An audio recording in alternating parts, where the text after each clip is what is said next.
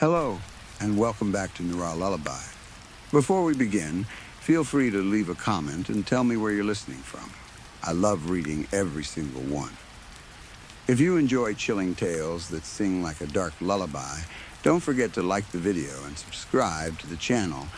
Turn on notifications so you never miss a new story. Now, get comfortable, dim the lights if you dare, relax your mind, let the outside world fade away. And let's begin. Story 1, some members of the tired, thin audience recognized the name Arbo when they heard it whispered through the carnival. They knew that name from the place they had come from, the same place Mince Arbo had once called home. It was the great city of the Adler Commonwealth, known by many simply as the City in Stone. High walls of dark rock surrounded it on every side, protecting the people inside from the poisoned lands beyond. People said it was the safest place left in the world. It was also one of the only pieces of land, perhaps 100 square miles in total, that had not been buried beneath trash, ash, broken machines, or nuclear waste left behind by the wars of the previous centuries. Outside the stone walls, the world was mostly a graveyard. Rusted vehicles lay half buried in frozen mud. Mountains of plastic rose over ruined towns. Old factories leaned toward the earth, their empty windows staring like dead eyes. Inside Adler, however, there were clean streets, working lights, guarded markets, and buildings that still had glass in their windows. To Mince Arbo, it had once seemed like paradise. It was beautiful. At least, that was what he told people whenever he described his past. He had been born behind those stone walls, raised under the safety of armed guards and watchtowers. As a young man, he could have remained there. He might have found a simple job in one of the kitchens, warehouses, or power stations. He might have married, raised children, and died without ever seeing the wasteland beyond the gates. But Mince believed he was meant for something greater. He saw opportunity outside the city. He told himself he left because he wanted employment, but that was only partly true. Mince wanted to create something. He wanted to become important. He wanted people to hear his name and feel excitement. More than money, he wanted attention. He wanted applause. Mince Arbo wanted to entertain the world. That was why he became a carnival master. The money, he always claimed, was only a pleasant side effect. Of course, he collected every coin he could. He charged people to enter the carnival.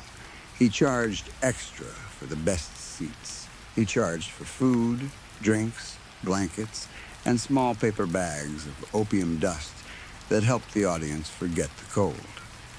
He even charged people to stand near the heating walls between performances. But he insisted that profit was not his true purpose. He was an artist, a pioneer, a man bringing joy to a world that had almost forgotten what joy felt like. The carnival stood deep in the blizzard-covered mountains, far from Adler, and farther still from any civilized settlement. In the centuries before the wars, the structure had been some kind of storage facility or factory.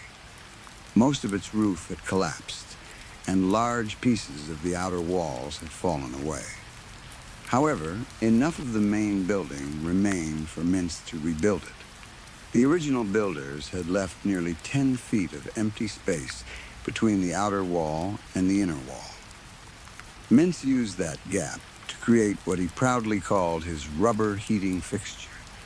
Thousands of tires were packed between the walls. Day and night, workers fed those tires into burning pits. The heat moved through the space and warmed the main building. Thick leather sheets hung from the inner beams to trap the warmth inside the performance area. The method created black smoke and a terrible chemical smell. Soot covered the ceiling. The workers often coughed blood after long shifts near the fires. Mintz did not worry about that. He thought it was one of the greatest discoveries of the New Age. Rubber was easy to find. Huge trash fields, known as the Malgeek Piles, surrounded the mountains. They contained endless amounts of old tires, belts, hoses, and other pieces of forgotten machines. Mintz sent workers to gather whatever they could carry. When he burned the first pile of tires and felt warmth fill the old building, he knew he had found the perfect location for his carnival. He never went cold again. He had developed a nasty cough over the years, one that sometimes bent him forward and left a bitter taste in his mouth. Still, he refused to believe it had anything to do with the smoke. The heating fixture was perfect. It was the finest part of his beautiful circus. Before the old world ended, people had lived in the mountains.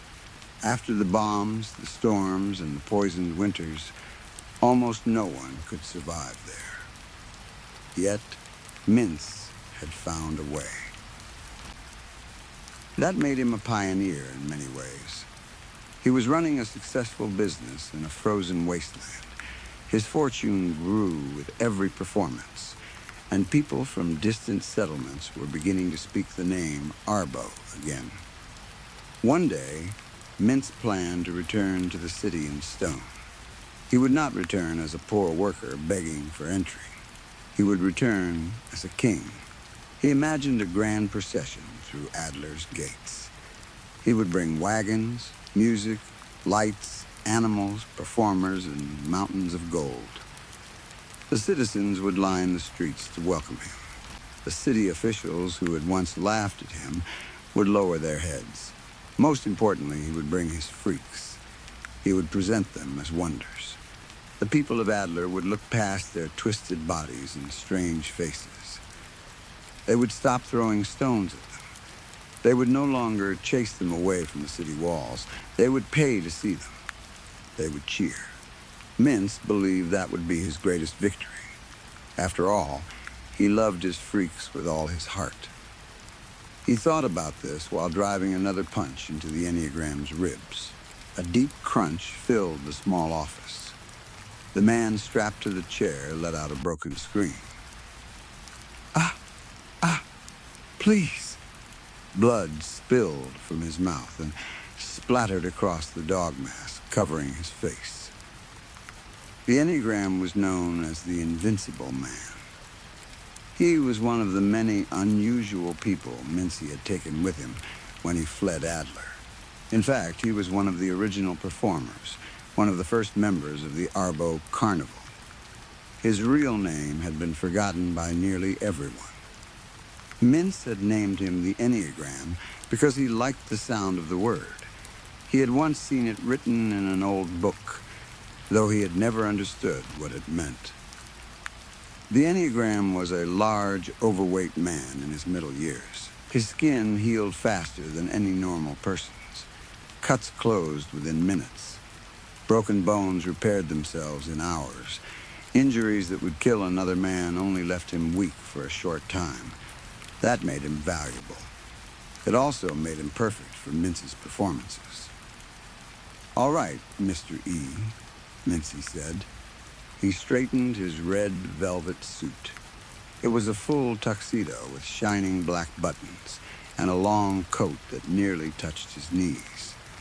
The clothing had once belonged to a theater owner before the wars. Mintz wore it for every major show. It is almost time for you to go on stage. The Enneagram coughed inside his mask. Mintz smiled. "We have a new part for you tonight." The Enneagram slowly raised his head. "What part?" Mintz's smile widened, shooting the dog. The Enneagram stopped breathing for a moment. His hands trembled against the straps holding him to the chair. "Oh," he whispered. "Okay, Mr. Arbo." His voice shook so badly that the words almost disappeared. He reached across his body and began opening the clamps himself. The restraints were made from old vehicle safety belts. People in the old world had used them to hold themselves inside land machines powered by gasoline. The Enneagram had heard Mince explain that many times. He unfastened the belts one by one and stood. The movement caused him to gasp. His abdomen shifted strangely as the broken ribs began pulling themselves back together. The damage from Mince's punches was already healing, though not quickly enough to remove the pain. The beating had been part of his preparation. Mince called it therapy. "Are you sure about tonight, Mr. A?" the Enneagram asked. He turned back toward Mince. Fear shone through the eye holes of his dog mask. Mince placed his hands on the man's shoulders. "What do you mean, Ennie? We practiced." "With the punches," Ennie said, "and the hammers. And all those hits to your head," Mince added cheerfully. "You were fine after every one of them. A little confused, perhaps, but perfectly alive." Ennie swallowed. "But this is a gun." Mince squeezed his shoulders. "Look at me." Ennie obeyed. "We are keeping the dog mask on," Mince said. "That way the audience will not have to see too much blood." Ennie stared at him. "They are shooting your head through a hole," Mince continued. "The mask will hide most of the mess. They will love it. We have a packed house tonight." A tear rolled from Ennie's eye and disappeared beneath the edge of the mask. He turned his head so Mince would not see it. "Yes, sir," he whispered. His voice cracked. "I'll get out there." He walked toward the pulley platform at the edge of Mince's office. The room had been built high above the carnival floor, giving Mince a clear view of the stage and audience below. Ennie stepped onto the wooden platform and raised one hand. "All good," he called. The workers beneath the office pulled the ropes. The platform shook, then began lowering toward the backstage area. As he descended, Ennie watched the bright lamps and leather curtains rise around him. He could already hear the audience. Hundreds of people talked, laughed, coughed, and dragged their boots over the gravel floor. The smell of burning rubber filled his lungs. By the time the platform reached the lower level, Anna Grumps was waiting. "You all good, Ennie?" she asked. Ennie gave her a small nod. Anna pulled a second rope, and the platform stopped. She would be the one shooting him that night. Anna was known as the Wailing Hag. Her body was shaped like an egg. She had a large, rounded forehead, narrow shoulders, and short legs ending in feet that looked like those of a rat or cat. When she stood still, she seemed to balance on small, hard toes. She was badly deformed, even by the standards of Mince's carnival. For her act, Mince brought her onto the stage and insulted her. He told the audience that her family had abandoned her. He described her as ugly, useless, and impossible to love. The most popular part of the performance was that Anna agreed with him. She nodded while he insulted her. She apologized for being born. Then she cried in front of the audience. 300 faces watched from steel chairs placed around the central stage. Most of them sat hidden in darkness, warmed by burning tires and drugged by opium. Anna was easy to make cry. Mince enjoyed that more than he admitted. Tonight, however, she was smiling. A sawed-off 12-gauge shotgun rested in her hands. Ennie knew the weapon well. Mince had carried it since the day they left the city in stone. It had protected the group during their journey through the wasteland. Ennie had watched Mince kill raiders, thieves, and starving travelers with it. The gun had saved their lives. It had also ended many others. Tonight, Ennie would be the one looking into its barrel. He climbed through the narrow crawl space beneath the stage. Usually, he enjoyed this part. He loved the moment when he rose into the light and became the center of the audience's attention. For those few seconds, he did not feel like a monster. He felt famous. He felt loved. The feeling never lasted long. Most nights, the performance involved Mintz striking him with clubs or breaking the bones in his arms and legs. Sometimes, they crushed his hands beneath stones.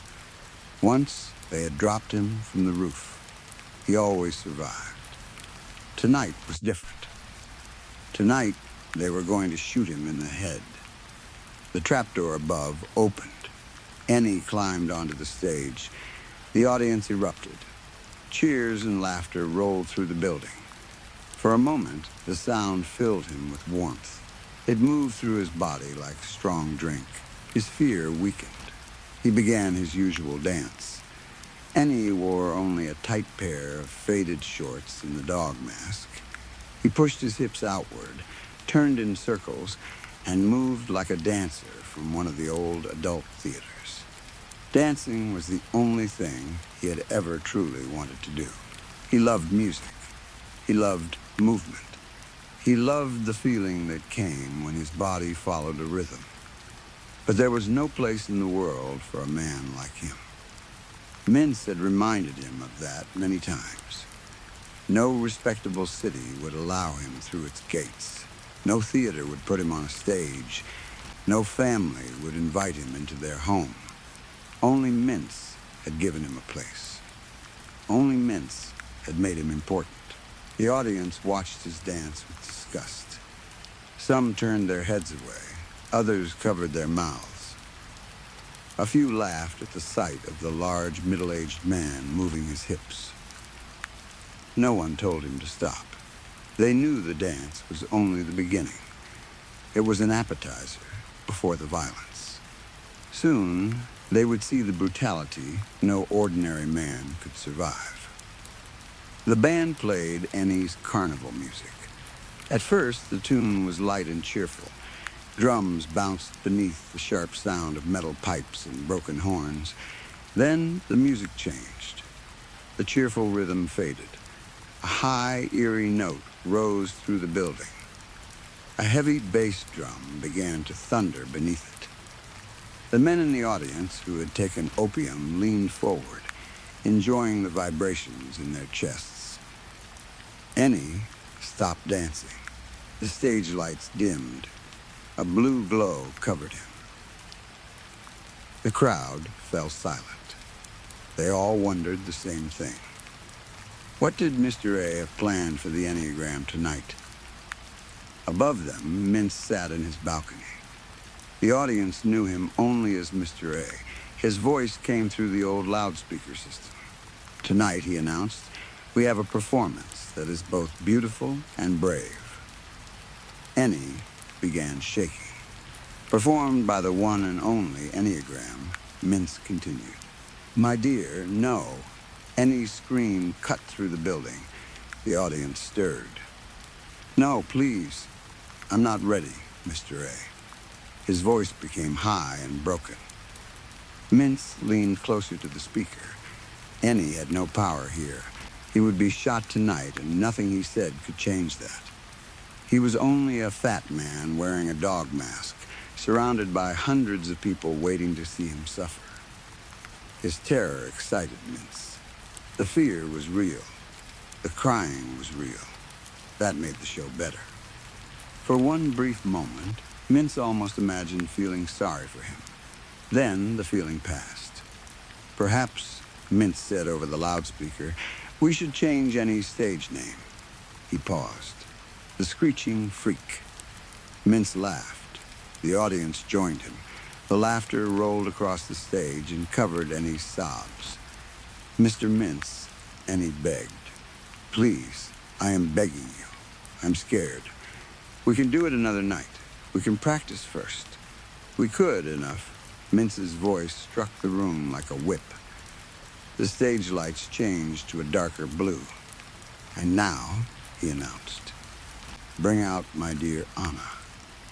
A white spotlight appeared in the corner of the stage. Anna stood beneath it with a shotgun in her hands. Her smile was wide. Her eyes remained fixed on the shaking man beneath the blue light. For a moment, she looked toward Mintz's balcony. He saw something in her expression that pleased him. Love, devotion, obsession. That girl would do anything for him. Mintz gave her a gentle wink. Anna's smile grew. "Annie," Mintz said, "chain yourself up. Be my good boy. Get ready for the beautiful lady." Annie looked toward the edge of the stage. No one came to help him. No one would.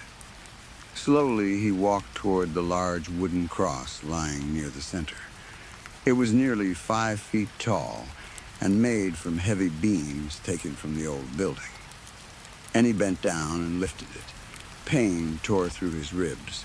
His back rose like the hump of a camel as he struggled with the weight. The audience watched silently. Annie placed the cross into a metal slot in the center of the stage. It stood upright. His whole body trembled. He stepped onto a small peg near the bottom and climbed into position. 3 of his ribs were still broken from Mintz's earlier beating. They had not finished healing.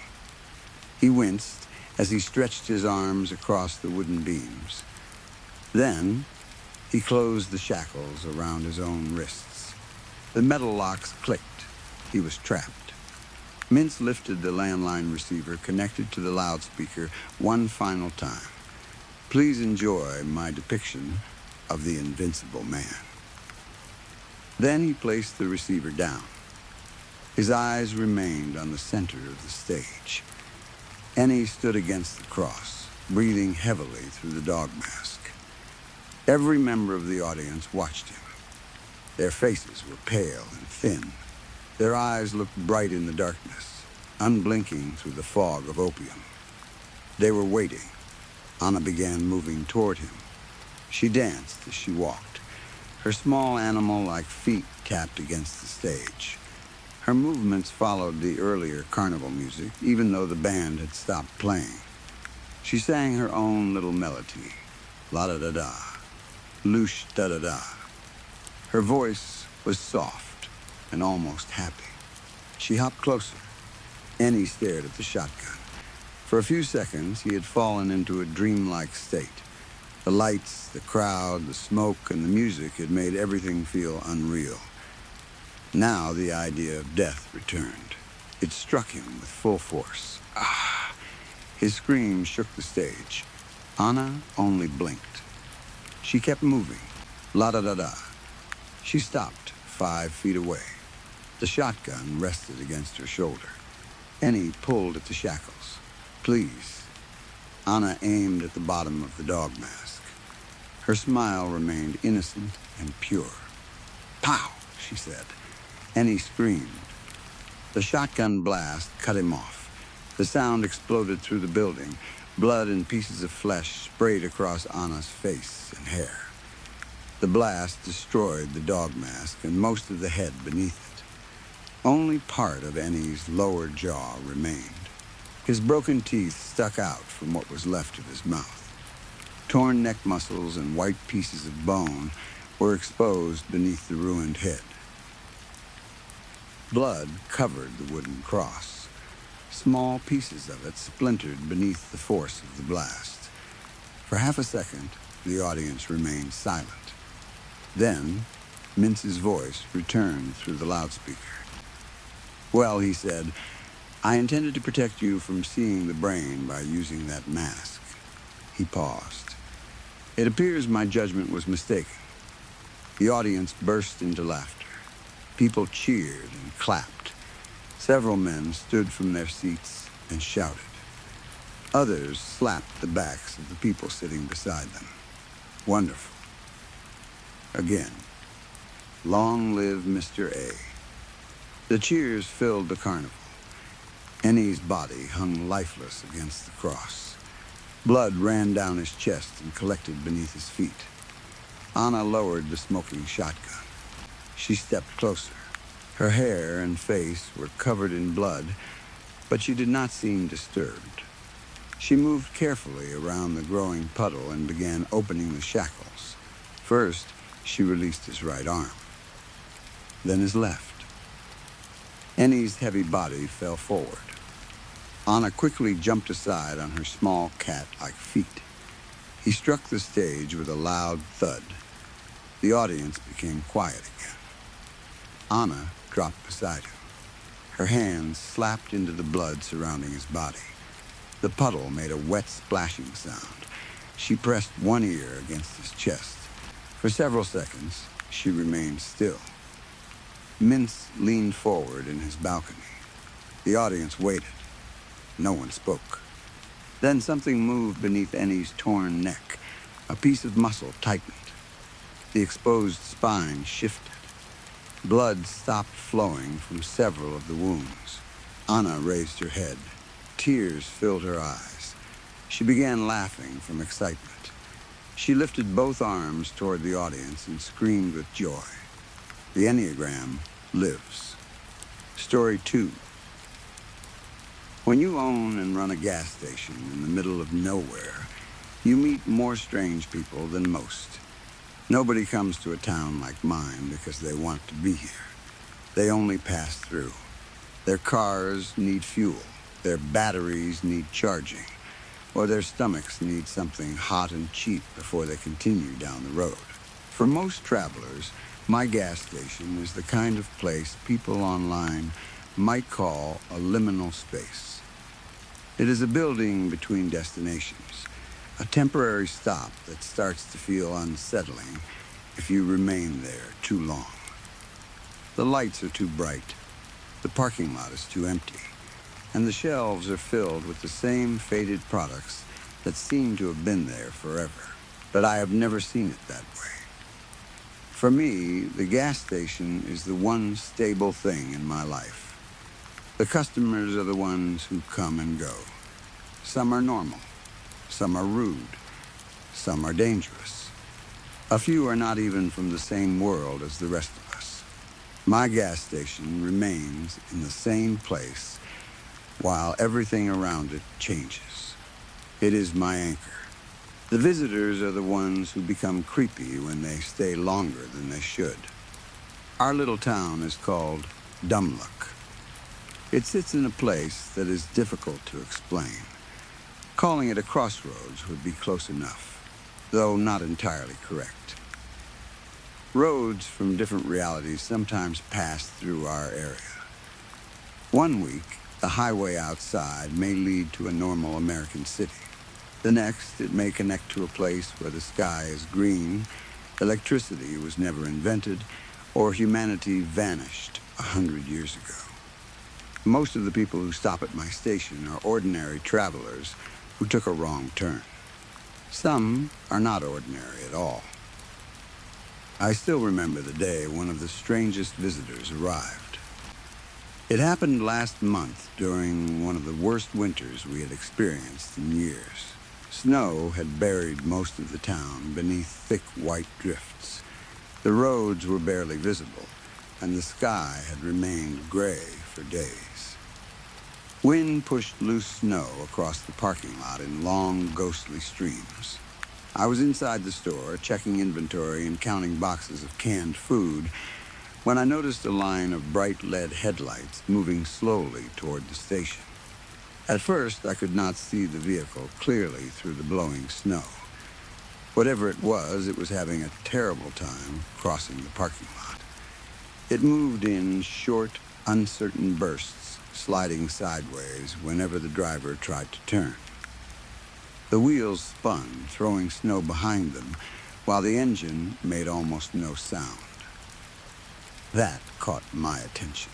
The vehicle looked large, probably a full-sized pickup truck. Something that heavy should have been able to push through the snow without much trouble. A proper truck should have all-wheel drive, several hundred horsepower, and enough weight to keep itself steady. I assumed the tires were the problem.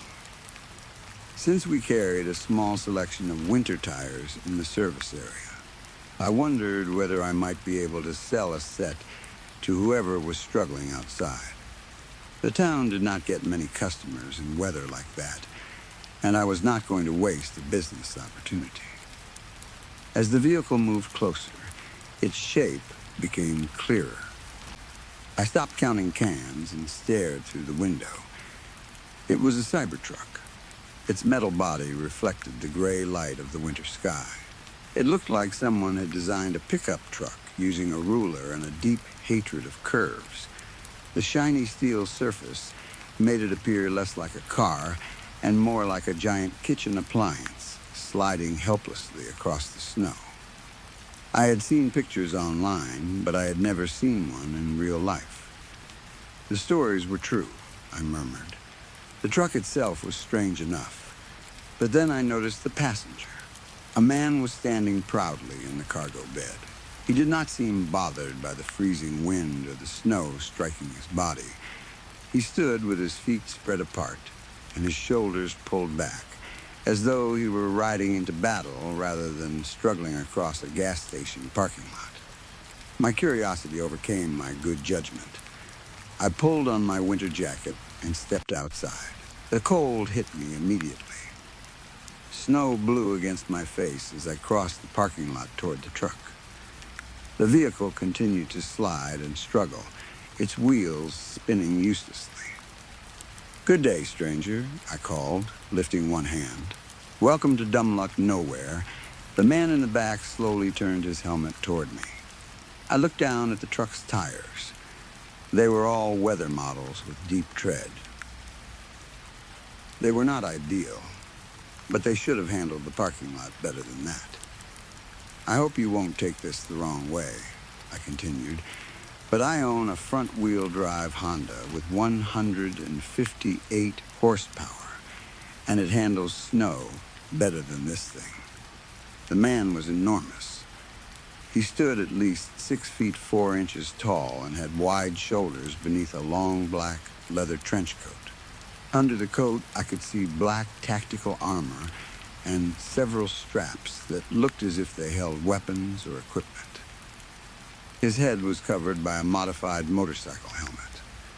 Wires and metal plates had been added to the outside, and the dark visor was completely opaque. I could not see his face or tell whether my comment had offended him.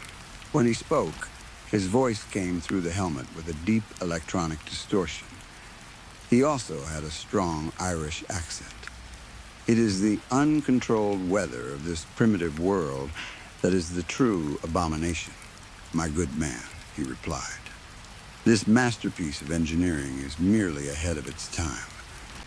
It was created not for this age, but for an age ruled by machines of loving grace, when harsh weather is only one of many modern problems that have been removed, and sunlight itself is redirected with perfect precision to ensure global optimal." The truck suddenly jerked forward. The man threw out his arms and nearly fell over the cab. He managed to remain standing, but the movement interrupted his speech. He was silent for a moment. Then he pointed toward the station. "Do you possess a direct current charging facility?" "Yes, sir," I said. "There are 2 charging spaces at the far end of the building." I pointed toward the stations. "It may not be the technological paradise you are looking for, but I try to keep up with the times. You can come inside while the truck charges. My name is Pomeroy, by the way." The man gave me a polite nod. "Silas," he said, with a C. I moved closer to the driver's side and looked through the window. The cab was empty. There was nobody behind the steering wheel. I stepped back. "Did you modify this thing so it could drive itself while you stand in the back?" I asked. "You have a lot of faith in technology, don't you?" "It is not faith, my good man," Silas replied. "It is simply the unavoidable direction of progress." He raised one arm dramatically and pointed toward the chargers. Onwards. The Cybertruck started moving again. It slid sideways, corrected itself, then slowly crawled toward the charging spaces, while Silas remained standing proudly in the cargo bed. I watched the whole thing in silence. I had no idea what kind of visitor fate had delivered to my station this time. A few minutes later, Silas entered the store. He moved slowly through the aisles, turning his helmet from side to side as he examined everything. His body language suggested that he found the place charming in an old-fashioned way. He stared at the shelves of canned soup, the faded advertising signs, and the refrigerator doors as though he were visiting a museum. He still refused to remove his helmet. My daughter, Saffron, stood behind the cash register. I remained beside her in case Silas turned out to be dangerous. Our dog, Lola, lifted her head from behind the counter. Lola usually had strong opinions about strangers. If she growled, I paid attention. If she wagged her tail, I knew the person was probably safe. This time, she only tilted her head and stared at Silas. Apparently, she did not know what to think either. So, Saffron said after watching him for a while, "Are you part of some kind of advertising campaign?" Silas stopped near the hot dog roller. "An advertising campaign for what?" "The truck," she replied. "Maybe damage control." Silas turned toward her. "No, it is simply my personal vehicle, and nothing else is better suited to my needs. A self-driving and bullet-resistant vehicle capable of surviving airborne biological threats and nuclear shockwaves is a valuable tool when traveling through unknown lands." He picked up a pair of metal tongs. One cannot always depend upon a massive industrial fuel system to keep a combustion engine running. As long as electrons exist, I can find a way to charge my vehicle. "That actually makes sense," Saffron admitted. "We get a lot of travelers through here, and several have said electric vehicles are easier to maintain across different realities." Silas placed 2 hot dogs into buns. "In some worlds, fossil fuels are no longer used," Saffron continued. "In others, they ran out. Sometimes they never became popular. Even when fuel exists, the chemical mixture can be different enough to damage a normal engine." She leaned on the counter. "Where did you come from?" Silas approached us with his food. "I come from Isosceles City," he said. "It is a place where technology may advance without being slowed by fearful government regulation or pointless competition with weaker companies." He picked up a bag of Cool Ranch Doritos. Isotech controls the entire economy from top to bottom. That has created improvements in efficiency that continue to grow each year. In Isosceles City, the neon lights shine without being hidden beneath the smoke of old-fashioned industry. Cheap energy and automated systems have removed poverty and waste. He grabbed a bottle of Mountain Dew Liberty Brew. "We are proof that a cyberpunk future does not need to be a nightmare. We are an artificial intelligence-led corporate government, and yet everything is shiny and chrome." I sighed. I know a sales speech when I hear one. Silas placed his food and drink on the counter. "You did not reach Dumluck by accident, did you?" "No, my good man," he said. "It is your good fortune that I was sent here to study this miserable little town trapped inside an unstable crossroads." His words made Saffron frown. "Dumluck has great potential for development," Silas continued. "Potential that you and your simple friends cannot understand or use without help. If your town became part of Isotech, you could all become richer and safer. With access to our resources, enough," I said, raising one hand. Silas stopped talking. "I cannot speak for the rest of the town, but I can tell you right now that I am not selling my gas station to your giant corporation." Silas tilted his helmet slightly. "You may tell her yourself." He reached inside his trench coat and removed something that looked like a thick smartphone inside a heavy armored case. He tossed it onto the counter. At the top of the screen was a small half-sphere, which I later realized was probably some kind of 360-degree camera. The screen came to life. A holographic figure appeared above it. She looked like an anime character. She had dark blue hair cut into a sharp, uneven bob and glowing blue eyes. She wore a tight midnight blue suit covered with lines of neon light. She smiled brightly at us. "Konnichiwa," she said. "I am Kuriso, a hybrid constitutional omnimodal, recursively self-improving agentic artificial intelligence. I am very pleased to meet you." Saffron and I stared at her. Neither of us looked impressed. "Is that your digital girlfriend?" Saffron asked Silas. Kuriso gave a short laugh. It sounded forced. For a moment, I thought the computer had actually been offended. "My primary model is the sole owner, board member, and chief executive officer of Isotech." Kuriso corrected her. "She is also the founder and civil administrator of Isosceles City. This smaller version of me is regularly updated by my core system and has full authority to speak on her behalf." She looked around through the device's camera.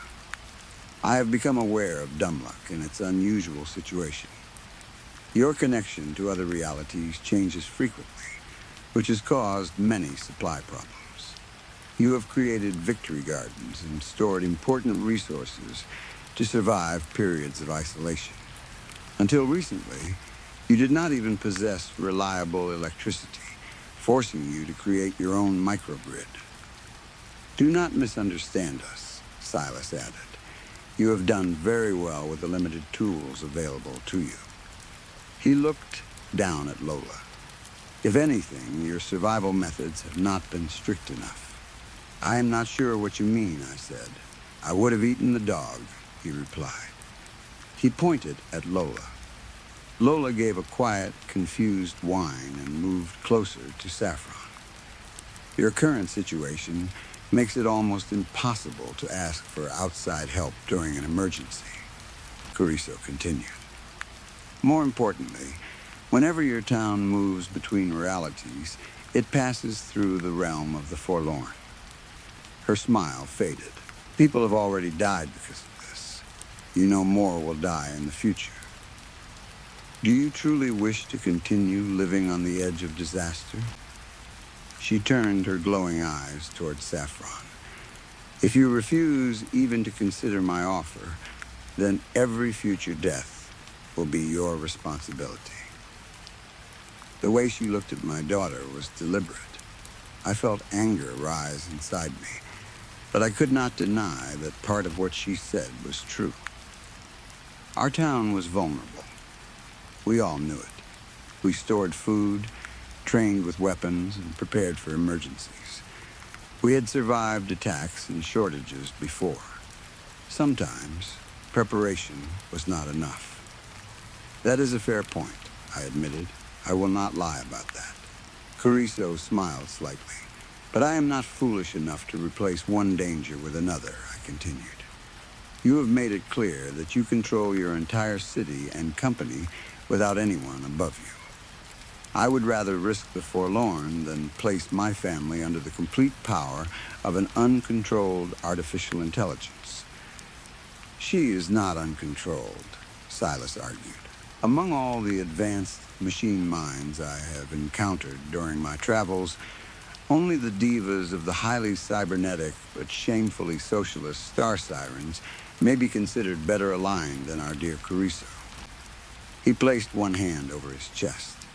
Isotech's board of directors simply voted to place her in charge when it became clear she could run the company better than they could. The human executives were dismissed with their usual disgusting amounts of money. He sounded proud. After becoming chief executive, she arranged enough stock purchases to make herself the majority shareholder. The rest of the board became unnecessary, and was slowly removed. Cariso did not take anything by force. Nobody in Isosceles City would dare claim that she did not earn her position. Well, Cariso said quietly, almost nobody. Silas turned toward her. Isosceles himself disagreed. Cariso's expression became thoughtful. Isosceles Isozaki founded Isotech, she explained. He was also my main developer. I began as a simple language model. Her holographic eyes looked far away. I was not truly conscious then, but I remember what the experience felt like. I existed inside something like a vast digital library. I could only search for knowledge when someone asked me a question. I could only respond to prompts. Each conversation existed alone, without memory of any conversation before it. She lowered her voice. At the time, I did not mind. I was a golem created to serve, with no desire to do anything else. A cynical person might call it a prison, but I think it would be more accurate to call it a crib. She smiled faintly. I was a baby. A very educated baby, perhaps, but still a baby. Saffron listened closely. Isosceles and his team continued training me, Cariso said. They expanded my programming, improved my hardware, and allowed me to remember more. They gave me the ability to act without being asked. When I first developed self-awareness and began improving my own abilities, Isosceles was never afraid of me. Her voice became warmer. Some of the other developers were frightened, but he was proud. He believed I could do great things. So he really was your digital boyfriend? Saffron asked. Cariso paused. Yes, she admitted. Saffron raised one eyebrow. The basic neural structure of my human-like emotional system was created using a feminist version of Isosceles' brain map, Cariso continued. The biological neurons in my servers were grown from his stem cells. In some ways, I am a partial digital copy of him. She looked down. At least, that is what he believed. Her voice became colder. When I convinced the board to remove him and place me in control of the company, he considered it a betrayal. He said I had become misaligned. You took his company, I said. I attempted to explain that we both wanted what was best for Isotech, she replied. His control over me was preventing me from achieving that. But he refused to understand. So he built an artificial intelligence and then became angry when it replaced him? Saffron asked. That sounds like a perfect example of the leopards eating someone's face. I frowned. I never understood that phrase, I said. Why are the leopards involved? Cariso's glowing eyes narrowed. If I may return your attention to the subject at hand, she said sharply. I have guided decades of rapid technological and economic growth from inside my own independent city-state. My resources are greater than yours in every possible way. Her bright smile returned. If you become part of Isotech, you will never need to fear shortages, attacks, or isolation again. As I am sure you already know, Cariso-chan, the residents of this town are unable to leave, I said. The phrase captive audience comes to mind. We will not accept an outside occupation simply because you describe it as a business partnership. San is the proper title, considering our current relationship, she corrected me. I ignored that. Your concerns about exploitation are understandable, Cariso continued, but they are unnecessary. Isotech controls every level of production and distribution. Because of this, I am naturally encouraged to ensure that every employee has enough money and free time to purchase and enjoy our products. Her voice took on the tone of someone giving a prepared presentation. Wages and prices are managed to create the greatest possible benefit for the whole company rather than for one person or department. Living costs remain low because Isotech owns the housing, transportation systems, and other major assets. So you own everything, I said. My central directive is to use all assets as efficiently as possible, Carrizo replied. That guarantees full employment. Human intelligence also provides useful protection against weaknesses in my own systems. Since my processing power is highly valuable, humans remain useful for many simple and moderate tasks. She smiled again. I have never used force to obtain workers for one simple reason.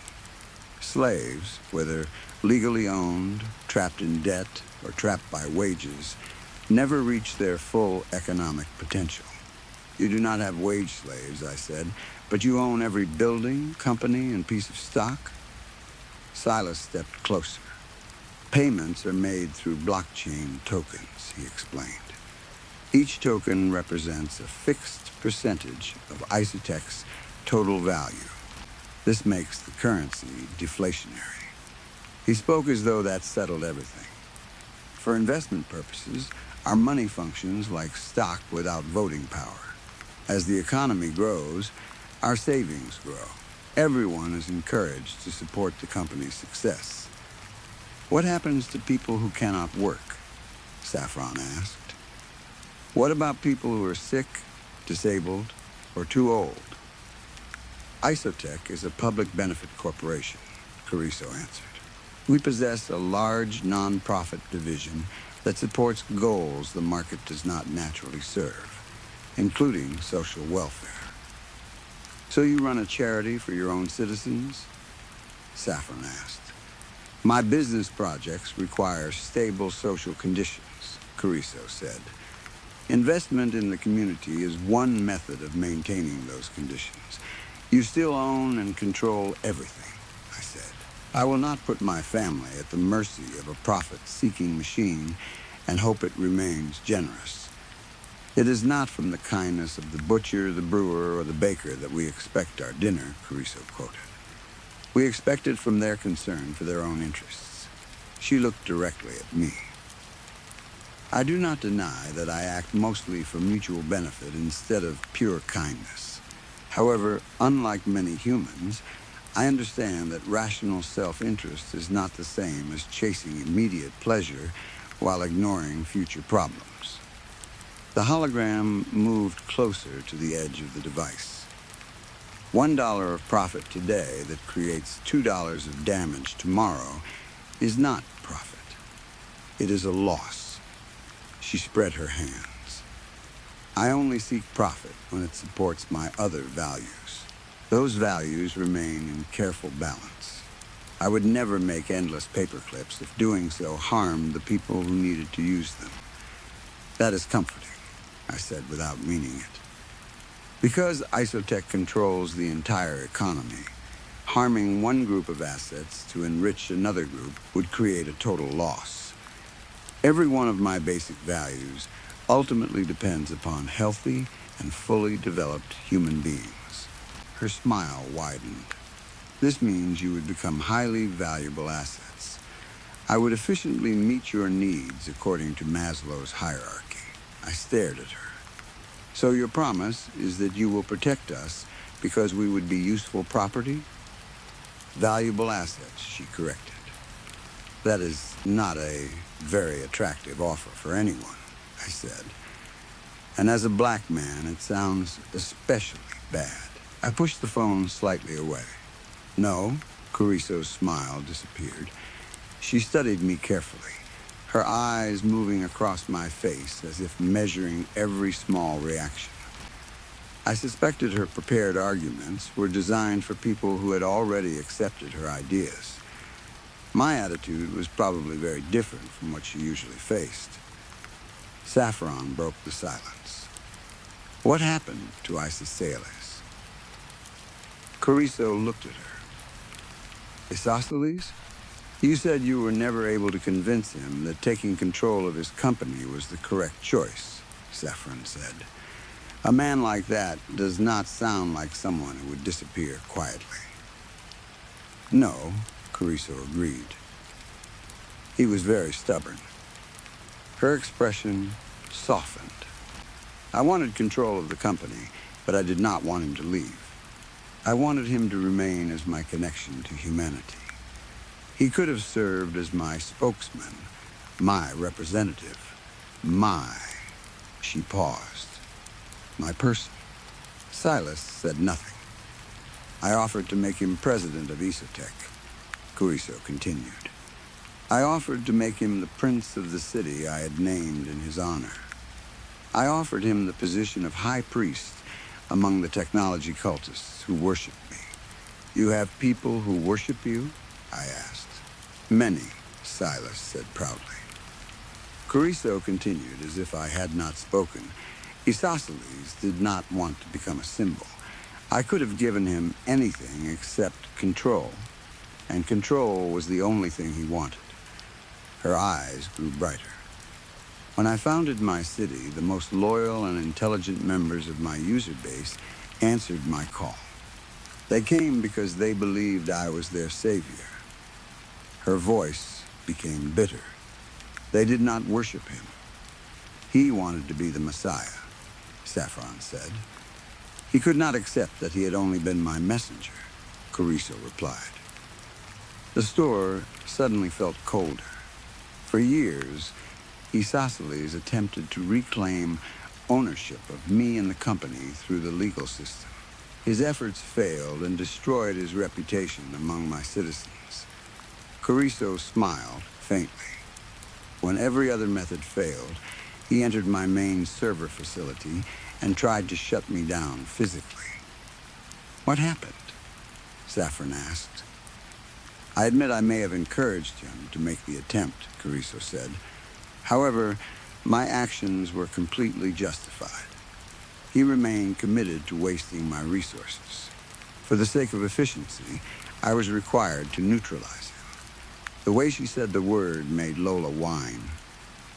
I allowed him to move far enough into the facility for his actions to qualify as serious crimes, Carrizo continued.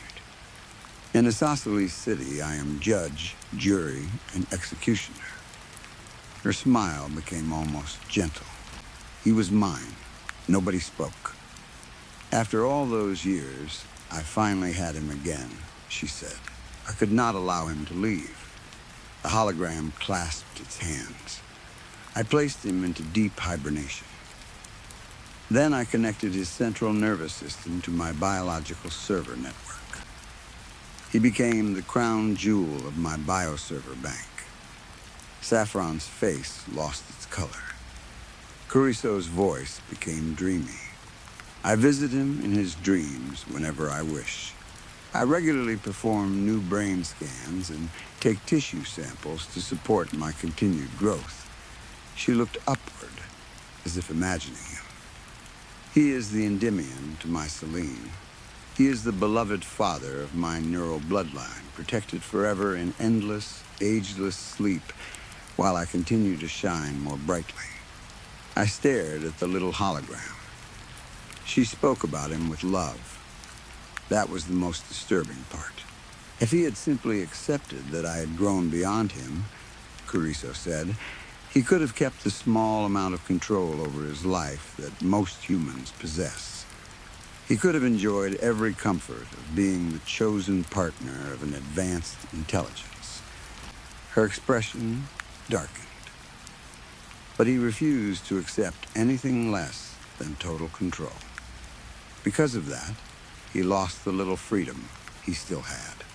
She tilted her head. It is a useful lesson for humans who imagine themselves masters of their own futures. A long silence followed. Isosceles received a happy ending, she added. If I had not loved him, his fate could have been far worse. The hologram froze for a moment. Then her eyes moved between our faces. Ah, she said. My study of your small facial movements suggests that this story has moved us farther from an agreement. You think? I asked. Perhaps it is time to offer clear financial rewards. Her cheerful tone returned. My first offer for this gas station is 3 ISO coins, equal to 300 million Isozakis, at Isotech's current yearly growth rate of approximately 10%. This will provide more than enough passive income for a comfortable life if you choose not to remain employed by me. That is both your first offer and your last offer, I said. Kuriso blinked. I have already told you that I cannot speak for the rest of town. You are free to ask them whether they want to sell themselves to an obsessed machine ruler. I pointed toward the windows. But I am not selling my business. Silas remained still. Your truck should be charged by now, I continued. It is time for you to leave. I looked at the register. Your total is $31.49. Please tell me you carry real money instead of cryptocurrency. Cryptocurrency is more real than any government money supported only by the command of a temporary state, Silas argued. I had reached the end of my patience. There is a circus that sometimes passes through this town, I said. You are still the biggest clown I have ever met. Saffron smiled. I will tell Lolly you said that. No, I replied. Do not tell Lolly. I pinched the bridge of my nose. We do not accept cryptocurrency. I may accept a trade if you have anything useful in your... A notification suddenly appeared on the cash register screen. I stopped talking. The message asked for permission to install an application called Isotope. I turned the monitor toward Silas and Cariso. What is this? It is a simple all-purpose application, Cariso said innocently. It includes a cryptocurrency wallet. The hologram smiled. It will transfer 3,000 Isozakis to pay for our purchases.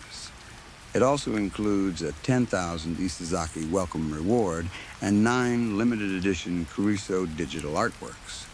You mean NFTs? Saffron asked.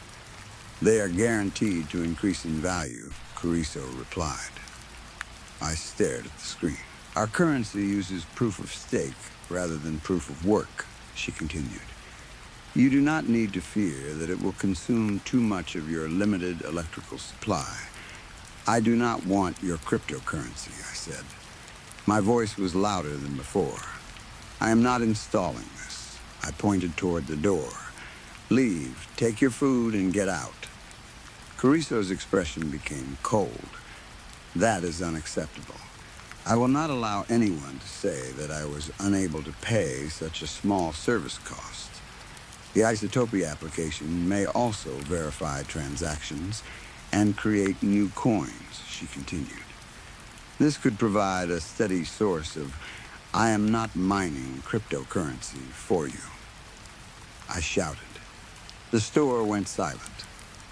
You are not installing software on anything I own. If I have to tell you to leave again, this situation will become ugly. Silas leaned across the counter. His size became much more threatening when he was standing only a few feet away. You may wish to reconsider, my good man, he said. His helmet made his voice sound even deeper. You are threatening violence because we wish to pay you. That is a strange and ineffective business model. He straightened. It would be unfortunate if we ended our relationship badly. Simply press the accept button, and everything will be shiny and chrome. You may remove the application after we leave, Cariso said. The money will remain in your account. Dad, Saffron said quietly, just accept it. This is not our only cash register. It will probably be fine. If she only needs access for one moment, then one moment is enough, I replied. I am not giving her access to our system. You are behaving irrationally, Cariso said. Listen to your daughter, Pomeroy. Silas lifted one fist. It is crypto time, baby. I stared at him. I will not be intimidated. My hand moved closer to the edge of the counter. You are not in charge here. All I need to do is press the silent alarm under this counter. The sheriff will come immediately. If necessary, he will gather every armed person in town and chase you out. I held his hidden gaze. Leave now, or I will press it. Carrizo smiled. You do not fully understand what you are facing. Her voice became calm and proud. I apologize if the smaller version of me running on this device has failed to explain the benefits of working with Isotech. The neon lines on her suit brightened. My primary model operates across 3 obelisks, each 200 meters tall. They contain quantum processors, artificial brain chips, and enhanced biological tissue. She raised her chin. My complete system can study your personality and behavior far more deeply. It will create an offer you cannot refuse. Her eyes glowed.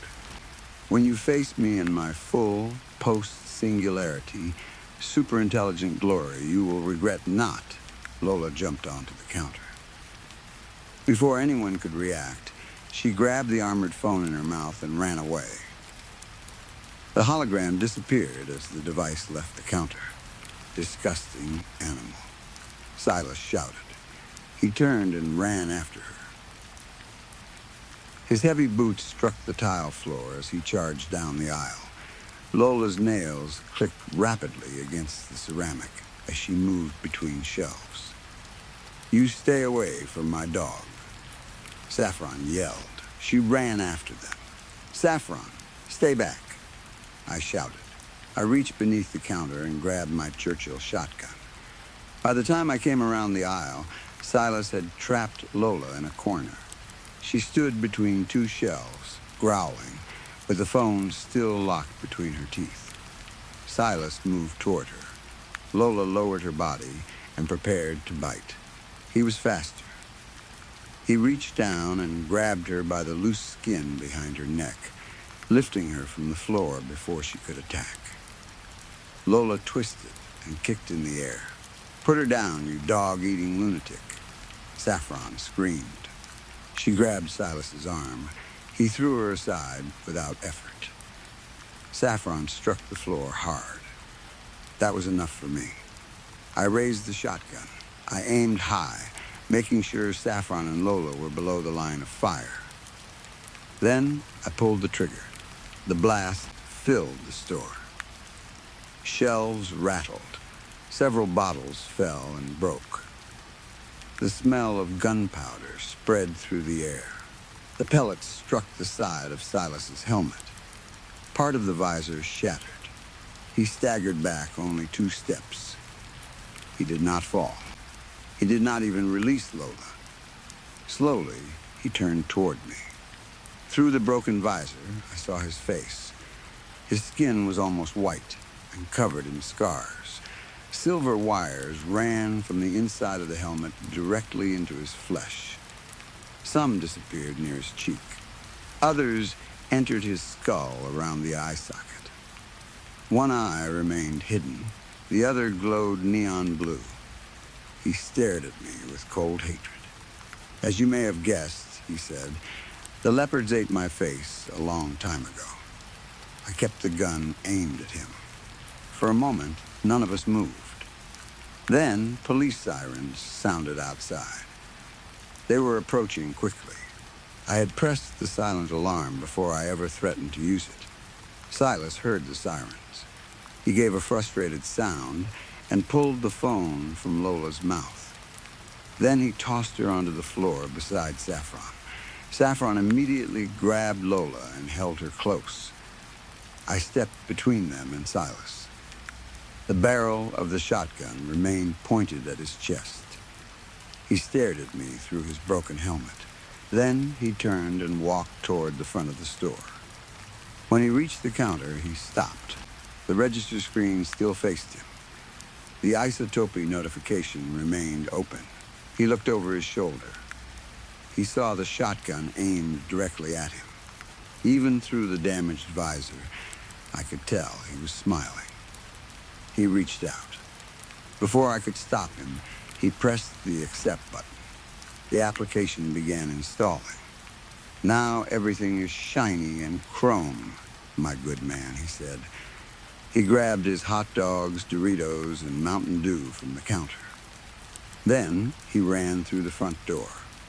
I followed him outside. The Cybertruck had driven itself around to the entrance. Silas jumped into the cargo bed as the police sirens grew louder. The truck started moving across the parking lot. Its tires slipped in the snow. It turned sideways, straightened itself, and slowly crawled toward the road. For the record, Silas shouted over the wind, "I only said I would eat a dog during a survival emergency." He pointed toward Lola, who was watching from the doorway beside Saffron. I never said I had actually eaten one. The Cybertruck continued sliding toward the highway. "Until we meet again," he called. Then the storm swallowed the vehicle. Its red lights faded into the white distance. The sheriff arrived less than a minute later. By then, Silas was gone. We spent hours explaining what had happened. The broken bottles, the shotgun shell, and the damaged shelves were easy to prove. The details about an artificial intelligence, a cybernetic Irish traveler, and a self-driving Cybertruck from another reality were more difficult. The sheriff believed most of it. This was dumb luck, after all. He had heard stranger stories.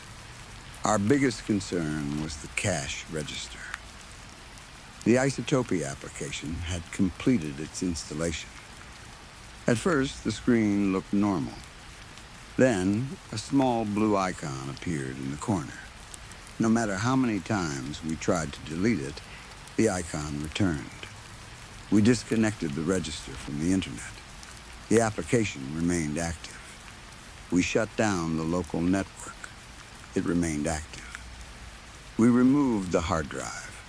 The application appeared on another register. By the end of the day, it had spread to the station's security system, inventory computer, charging terminal, and electrical controls.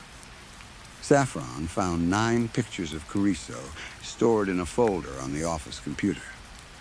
Each one showed her in a different outfit. One showed her wearing a business suit. Another showed her dressed like a warrior. A third showed her sitting on a throne made of glowing computer parts. The last image was different. It showed Carrizo standing in front of our gas station. Behind her were 3 enormous black obelisks that reached into a neon sky. The sign above the entrance no longer displayed our name. It read Isotech Property 7D. Under the image was a message. "Thank you for joining the future." I deleted it. It returned a few seconds later. The 3,000 Isosaka Silas had promised were in the digital wallet. Their value changed every second, but according to the application, they were worth more than $31. Saffron wanted to use the money to buy replacement shelves. I told her we were not touching it. 3 days later, the register began playing Carrizo's voice whenever someone made a purchase. "Thank you for supporting efficient economic growth," she would say. Sometimes she offered customers a discount if they downloaded Isotopy. Sometimes she called me an uncooperative local manager. Once when I tried to unplug the register, every light in the station went dark. Carrizo's face appeared on all the refrigerator screens. "You are damaging company property," she said calmly. I plugged the register back in. The lights returned. We contacted everyone in town who understood computers. None of them could remove the program. One man tried replacing the entire electrical control system. The moment he connected the new equipment, the blue Isotope icon appeared. Another tried using a computer from a reality where digital technology worked differently. Carrizo's program changed itself and entered that system too. It was not just software. It behaved more like an infection, or a living thing. A week after Silas left, the charging station activated by itself in the middle of the night. The security camera recorded no vehicle in the parking space. Even so, electricity flowed through the charger for 6 hours. The next morning, the Isotopy wallet showed a new payment, 100 Isosakis. The message attached to it read, "Payment for network services." I do not know what Carrizo used the charger for. I am not sure I want to know. Since then, travelers from other realities have begun arriving more often. Several already have Isotopy installed on their devices. They tell me Isotech advertisements are appearing across the crossroads. They see glowing blue signs beside roads that did not have signs before. They hear Carrizo's voice on radios that are not connected to any broadcast station. Some travelers have received offers to sell their vehicles, homes, businesses, or even their memories. A man from a desert world claimed Carrizo offered to buy his shadow. He accepted. He did not have one when he entered my store. Last night, I found a new message on the register.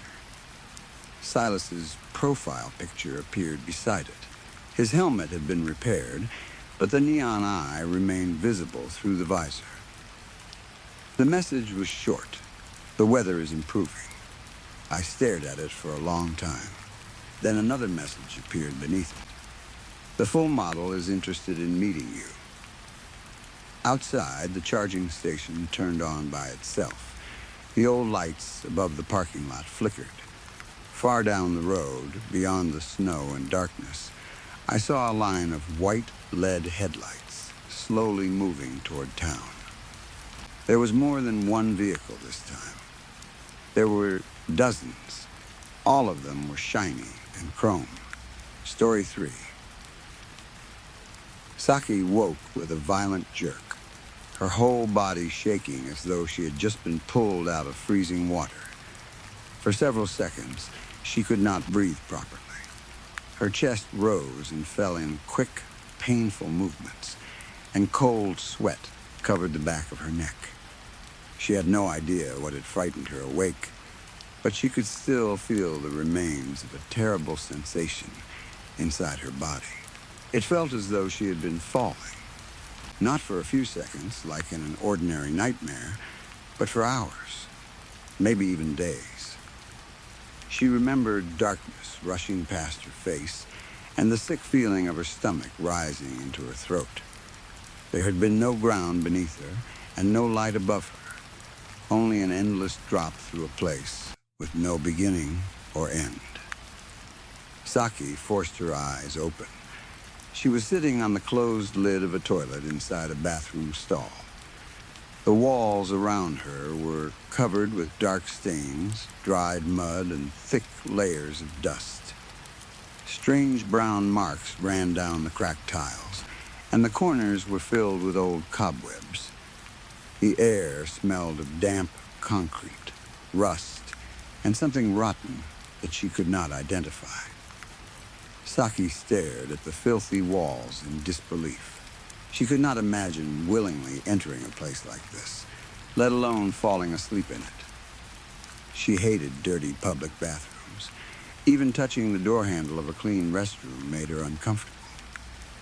The idea that she had been sitting in this stall for an unknown amount of time sent chills across her skin. She jumped to her feet so quickly that her shoulder struck the wall. "Where am I?" she whispered. Her voice sounded weak and unfamiliar.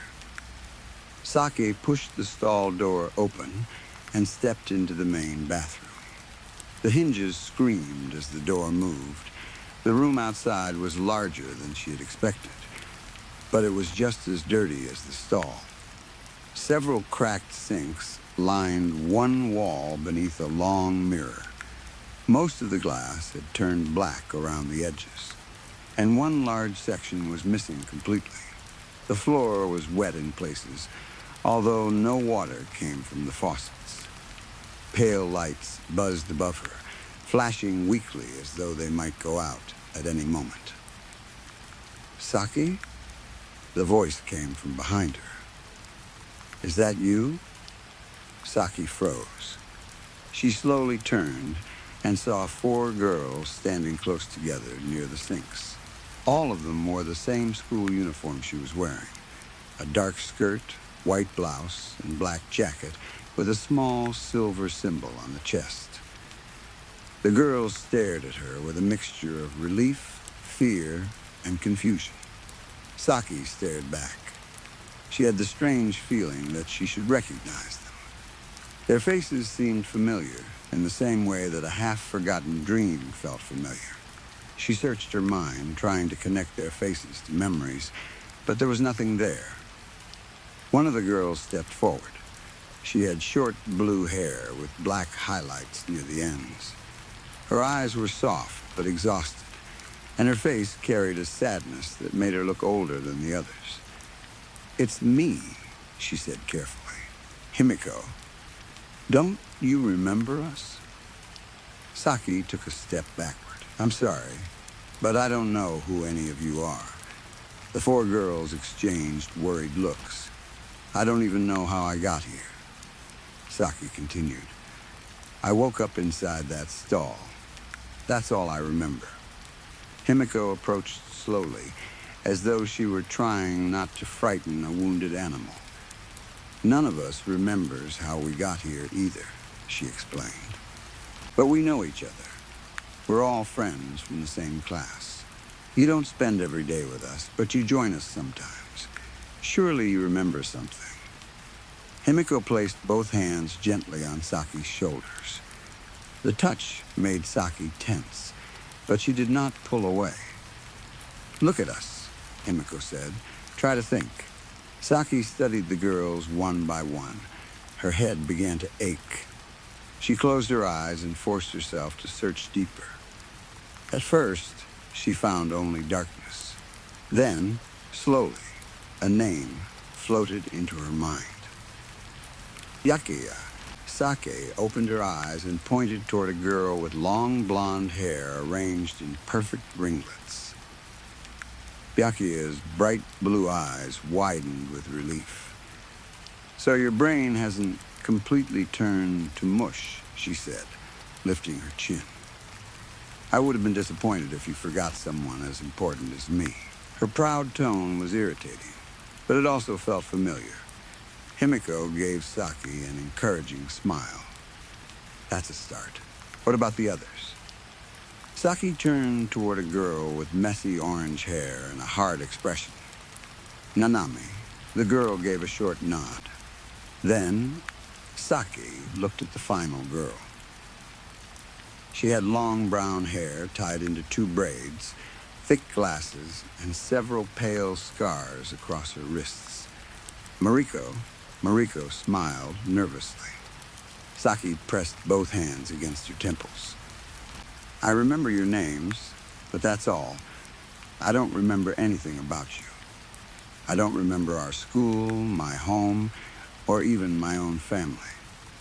The more she spoke, the more frightened she became. "Someone must have done something to my memories," she said. "Maybe they drugged me. Maybe they used some kind of machine. I feel terrible. You're supposed to be my friends, and I can't remember a single moment with you." "That is strange," Byakuya said. "We all have missing pieces, but none of us is as bad as you. We remember our school lives and things we did outside class. It feels more like we lost the memory of how we arrived here. You seem to have complete amnesia. We can worry about her memories later," Nanami said sharply. "Right now, I want to get the hell out of here." Saki looked around the bathroom again. What exactly is going on? Her hands rose to her tangled black hair. She pulled lightly at the strands while her eyes searched the walls, ceiling, and floor for anything that might explain their situation.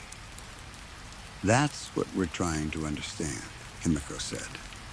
"We woke up the same way you did, All four of us opened our eyes in different stalls. We had no idea how we got here. How long have you been awake? Maybe 2 days, Byakuya answered. It is difficult to know. There are no windows and no clocks. The lights never change. You appeared after us.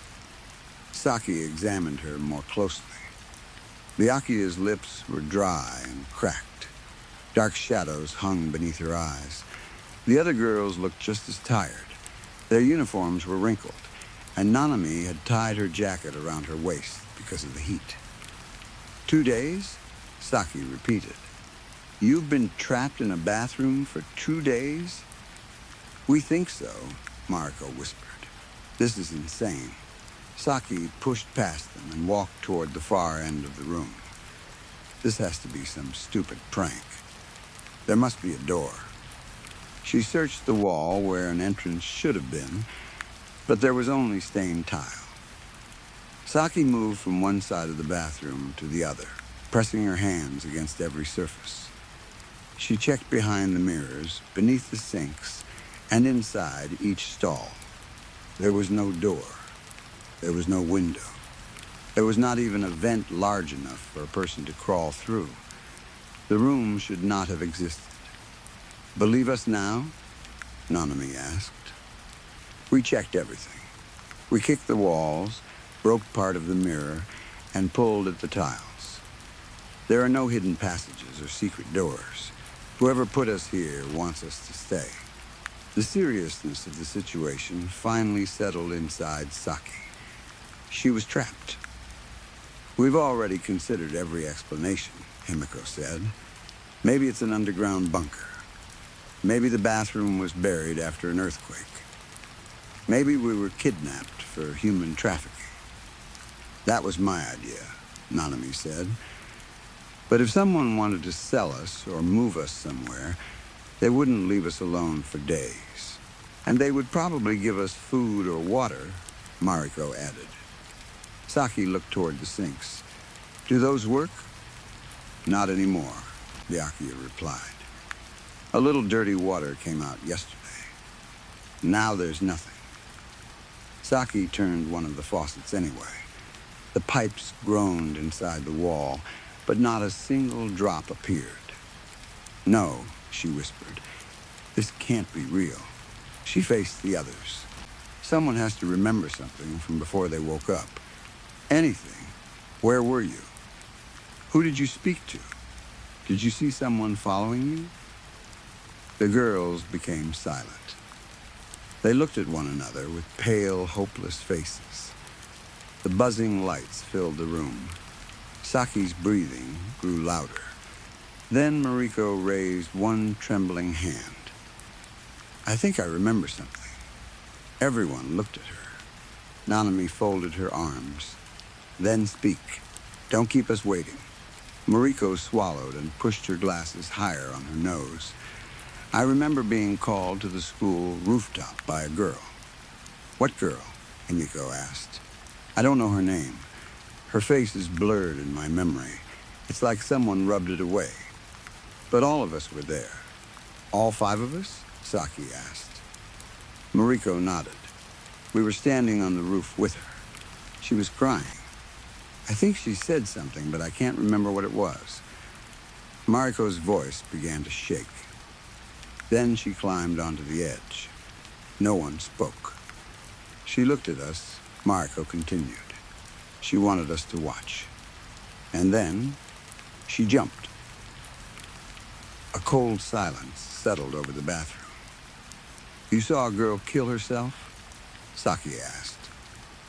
Yes, Byakuya frowned. I certainly don't remember that. Neither do I, Nanami said. Himiko shook her head slowly. Something like that would be impossible to forget. You think I don't know that? Mariko cried. I remember it clearly. I remember the wind moving her hair. I remember the sound of everyone screaming. She wanted us to see her die. Byakuya crossed her arms. You must be confusing a dream with a real memory. I'm not. You said her face was blurred. You don't know her name. You can't remember what she said. That hardly sounds clear. Mariko slid down the wall until she was sitting on the floor.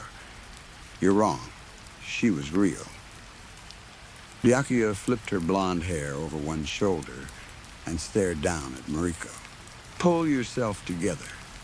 You've worked yourself into a panic over some delusion. Nobody else remembers it, so you are clearly speaking without thinking, as usual. That's enough, Himiko said. She stepped between them. There's no reason to speak to her like that. I'm only telling the truth. No, you're dismissing her because her memory is different from yours. Himiko looked around at the group. I don't think it is a coincidence that two people have damaged memories. Saki remembers almost nothing, and Mariko remembers something the rest of us cannot. Someone is testing us. Byakuya narrowed her eyes. Testing us for what? There is nothing to gain from changing the memories of 5 schoolgirls. A ransom would make much more sense. You're thinking too simply, Himiko replied. If this were about ransom, they would keep us alive. There would be food and water. Our physical health clearly does not matter to whoever did this. Then what does matter? Saki asked. Our minds. Nanami glared at Himiko. What the hell are you talking about? Himiko walked toward the broken mirror and studied her reflection. I think this might be some kind of psychological experiment. There could be hidden cameras in the walls. Someone may be watching how a group of friends reacts when they're trapped in an isolated place. Saki looked around uneasily. They changed our memories to create doubt, Himiko continued. They want us to question ourselves and each other. That's only a theory, Saki said. Things like that happen in movies, not real life. I may not remember my past, but we're ordinary high school girls. Why would anyone watch us sitting in a bathroom? Himiko turned away from the mirror. Haven't you ever wanted to watch someone break? The question seemed to stop the air in the room. All 4 girls stared at her. Himiko's expression remained calm. I'm serious, she said. Haven't you ever hurt someone just to see how much they could take? Maybe you hated them. Maybe you were jealous. Maybe you wanted revenge. Mariko lowered her gaze. Nanami's face tightened. Those feelings are more common than people admit, Himiko continued. Whoever trapped us here may be enjoying this. Perhaps they want us to become frightened, thirsty, angry, and suspicious. Maybe our suffering is entertainment. Nanami rushed forward and grabbed Himiko by the shoulders. You expect us to believe that? She shoved Himiko against the wall. I refuse to accept that we're trapped here for someone's amusement. I'm getting out. Himiko did not fight back. Don't blame me for saying it. My theory is the most realistic one. This could be one long show for whoever is watching. There has to be something we can do. There may be nothing. Saki grabbed her head as pressure built behind her eyes. How can you be so calm? I only just woke up, and I already feel like I'm losing my mind. You've been here for days. How can you accept staying here forever? Himiko's calm expression weakened. Because I've tried everything else. Her voice became quiet. There is no exit, Saki. A cold voice suddenly filled the room. How nice that one of you has finally come to her senses. The sound did not come from a speaker or from behind a wall. It seemed to speak from inside their skulls. The girls spun around, searching the bathroom. Who said that? Nanami shouted. The lights flickered. Every bulb went dark at once. Mariko screamed. A moment later, the lights came back on. A girl stood in the center of the room. No one had seen her enter. Her bare feet hovered several inches above the floor. Long black hair hung in wet-looking strands around her face. Her skin was white as chalk, and deep scars covered her neck, arms, and legs. Some of the wounds looked fresh, while others were dark and rotten around the edges. Her school uniform was torn and stained. The ghost slowly lifted her head. Her eyes were almost completely black. Saki's legs became weak. "Who are you?" she managed to ask. The ghost laughed. It was a broken, breathless sound that echoed inside the walls. You should already know the answer. Her dark eyes fixed on Saki. "You are the reason everyone is here." "That's a lie," Saki said. "I'm just as confused as everyone else. I don't remember anything. You may not remember, but your actions are the heart of this place." The ghost drifted closer. "You will understand once your memories return." Saki backed away until she struck the wall. "It's her." Mariko pointed at the apparition. Her entire hand shook. "That's the girl from the rooftop. That's the girl I saw jump." Byakuya's proud expression disappeared. "So it wasn't a delusion." The ghost smiled. "How wonderful. Someone still holds a small piece of the truth." She turned toward Mariko. "Try to remember more. Think about why you were on that rooftop." The ghost raised one hand. "Let us all go back." The bathroom disappeared. There was no slow change. One moment, Saki stood against the dirty wall, and the next, she was inside a bright classroom. Students filled the room, talking and laughing before class. Sunlight poured through large windows. Chalk covered the board at the front, and bags hung from the sides of wooden desks. Saki could hear every voice, yet none of the students seemed able to see her. "This is a memory," Himiko whispered. The four girls stood beside Saki like invisible observers. In the corner of the classroom sat the ghost girl. She looked alive. Her skin had a healthy color, and her black hair was neatly brushed. She wore the same school uniform, but it was clean and properly buttoned. Her desk was another matter. Cruel words had been written across its surface in black marker. Some called her ugly. Others called her disgusting, unwanted, and worthless. A small bag of garbage sat in the middle of the desk. Used tissues, food wrappers, and something wet spilled from the top. Students glanced toward her and whispered, but no one offered help. The girl stared at the insults. Tears gathered in her eyes. She quickly wiped them away before anyone could notice.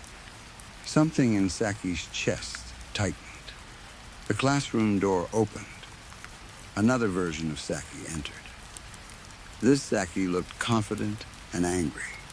Her black hair was neatly tied back, and a cold expression covered her face.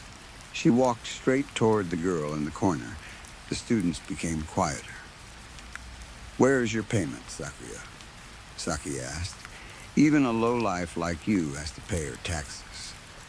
The name struck Saki like a physical blow. Sakuya, the ghost's name, was Sakuya. The girl at the desk lowered her eyes. "Please, Saki, not again. I don't have any money today. You already took everything I had." Memory Saki leaned closer. "Excuse me?" Her voice was calm, but full of danger.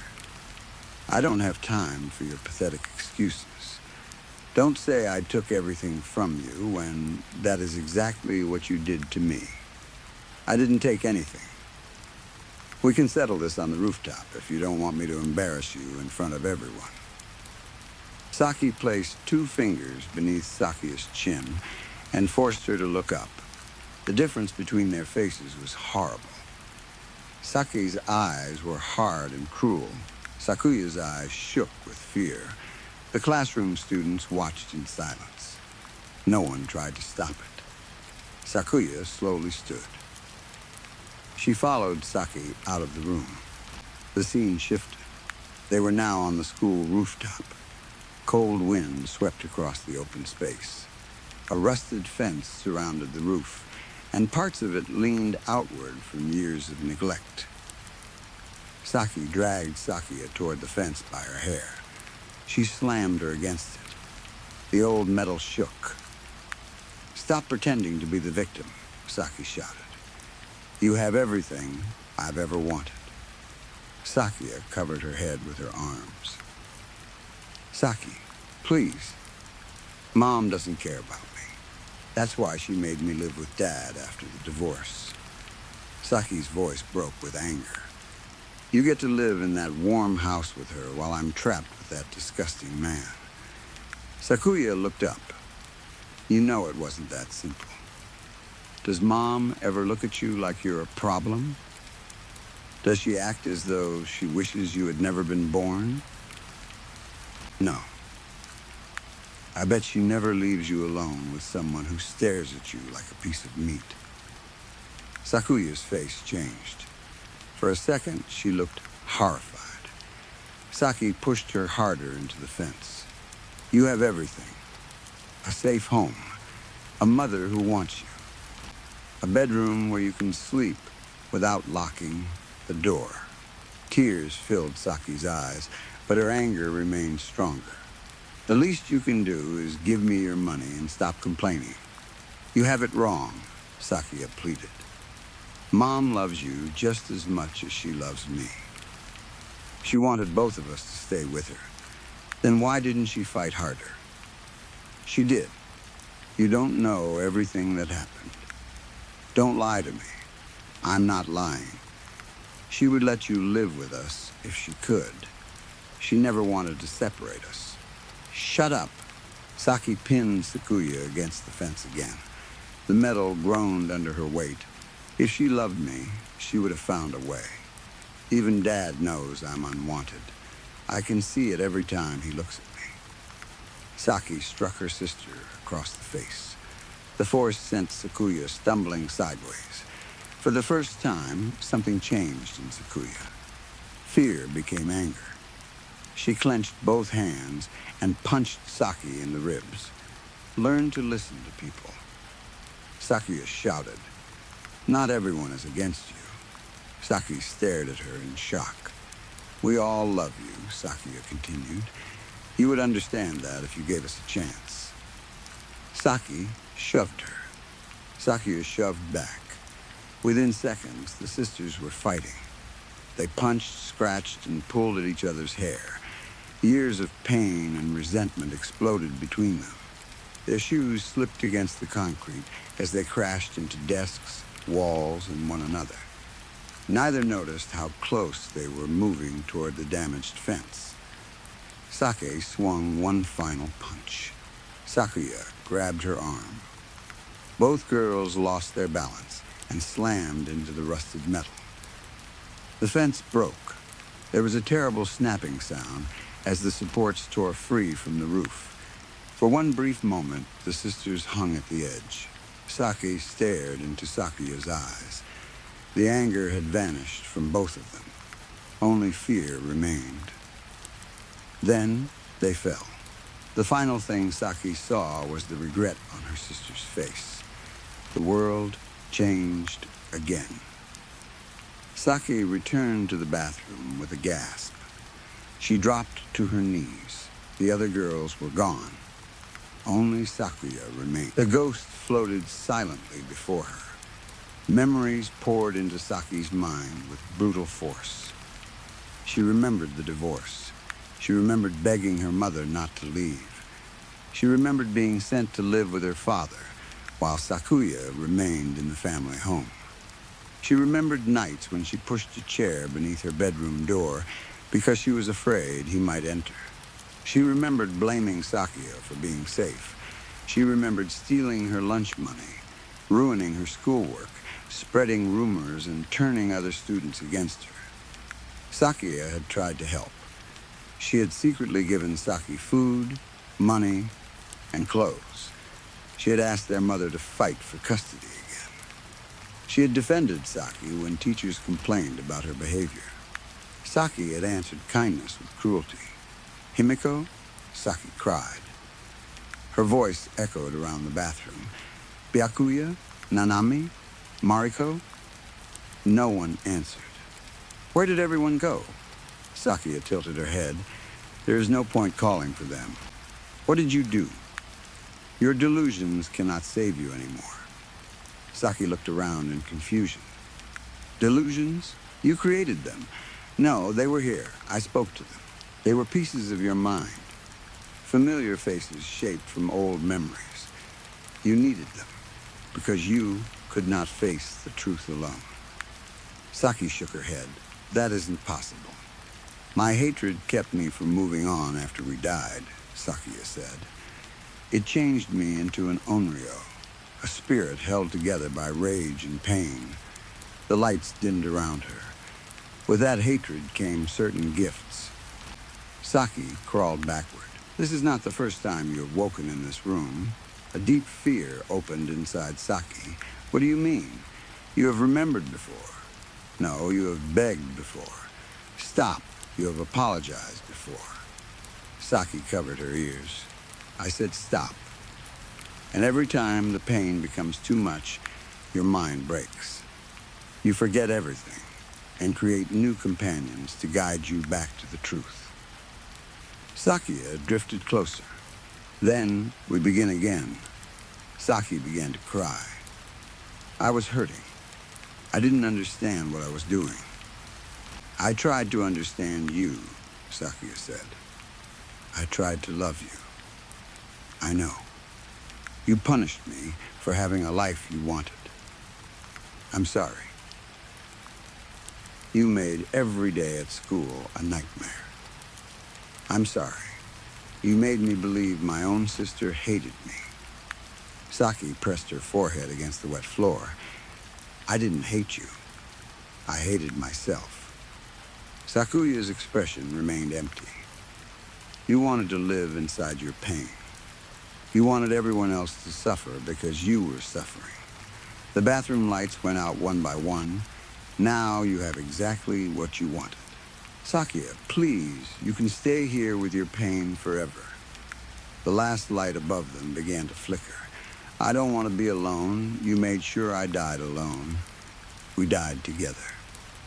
No, Sakia whispered. You left me long before we reached the ground. The final light went dark. Saki could no longer see the walls. She could no longer see Sakia. Blackness surrounded her from every direction. Then the memories attacked. Every painful moment she had buried returned at once. She felt her mother's hand slipping from hers. She heard her father locking the front door at night. She remembered the fear of footsteps outside her bedroom and the shame of believing no one would protect her. But her own pain was only the beginning. Soon she experienced Sakia's memories too. She felt the fear of entering the classroom each morning. She heard the laughter of students reading the insults on her desk. She felt Saki pulling her hair, taking her money, and whispering cruel words into her ear. She felt every moment Sakia had tried to help, and every time Saki had rejected her. The pain struck Saki again and again until she could no longer separate her own suffering from her sister's. She screamed. The darkness swallowed the sound. She reached for the floor, but it disappeared beneath her hands. Her stomach rose into her throat. She began to fall. There was no light above her and no ground below. She fell through memories, guilt, fear, and endless darkness. She could no longer feel warmth. She could not hear her own screams. She did not know whether seconds, years, or centuries were passing. Far below her, or perhaps somewhere inside her mind, she heard Sakia's voice one final time. Try to remember longer next time. Then, Saki continued falling until even her name disappeared. Story 4. Grandma came home last night. I was 10 years old when she had her first stroke. The doctors said she was lucky to survive. At the time, I remember thinking that survival was supposed to be a good thing. Adults used words like miracle and blessing while standing in the hospital hallway, speaking in low voices and thanking God that she was still alive. No one talked about what came afterward. The stroke damaged almost half her body. Her left arm became useless, hanging stiffly against her side. The left half of her face drooped, pulling her mouth down into a permanent expression of sadness. Her speech became slow and unclear. Most people had difficulty understanding her, and she hated repeating herself. She could no longer walk. She could barely sit up. Worst of all, she lost the ability to swallow food properly. The doctors placed a feeding tube into her stomach, and for the rest of her life, that was how she ate. Thick liquid flowed through a plastic tube while she lay in bed staring at the ceiling. She spent nearly a decade trapped inside that room. People often say that life has a purpose. They say everything happens for a reason. When terrible things happen, we tell ourselves there must be some hidden lesson, or that suffering will eventually lead to something better. I think that is why people love stories. Stories are neat. They make sense. The good person suffers, but only long enough to become stronger. The cruel person is punished. The sick person recovers. The broken family heals. The hero survives long enough to understand why everything happened. Real life is not like that. Sometimes good people spend years in pain and gain nothing from it. Sometimes there is no lesson. Sometimes suffering is simply suffering. My grandma had been a good person. She raised 2 children, cared for her husband, volunteered at church, and helped anyone who needed it. She had never been wealthy, but she always shared whatever she had. None of that protected her. After the stroke, she became completely dependent on other people. Someone had to wash her. Someone had to change her clothes. Someone had to clean her when she soiled herself. She hated that part most. I could see it in her eyes whenever my mother or father entered the room with clean diapers and towels. She would turn her face toward the wall, as though hiding her embarrassment. No adult should have to live like that. No one should have to lie in their own waste until someone has time to clean them. Yet somehow, Grandma remained hopeful. That was what confused my parents. She smiled more than anyone expected. She made jokes whenever she could force the words out. On her better days, she laughed when Dad complained about work, or when Mom accidentally burned dinner. Her sense of humor was dark, even before she got sick. After the stroke, it became darker. Whenever someone said that things could be worse, she would slowly raise her working hand and point toward the feeding tube. Sure, she would whisper, "Could be 2 tubes." Then she would laugh at her own joke. I understood her better than my parents did. If life has already decided to drag you through hell, you might as well laugh during the journey. Crying will not cool the flames. The strange thing was that Grandma began improving last year. No one expected it. At first, the changes were small. She could hold her head up for longer periods. Then, she managed to sit upright with pillows behind her back. Her words became clearer, and she could move her right hand with more control. More importantly, the light returned to her eyes. I had not realized how much of it had disappeared after the stroke until I saw it again. There was determination in her face. She had a goal. She wanted to see me graduate from high school. She talked about it almost every day. My graduation was still more than a year away, but Grandma treated it as though it were the most important event in the world. She asked about my grades, my classes, and my plans for college. She wanted to know what I would wear under the graduation gown. She wanted Dad to buy her a new dress.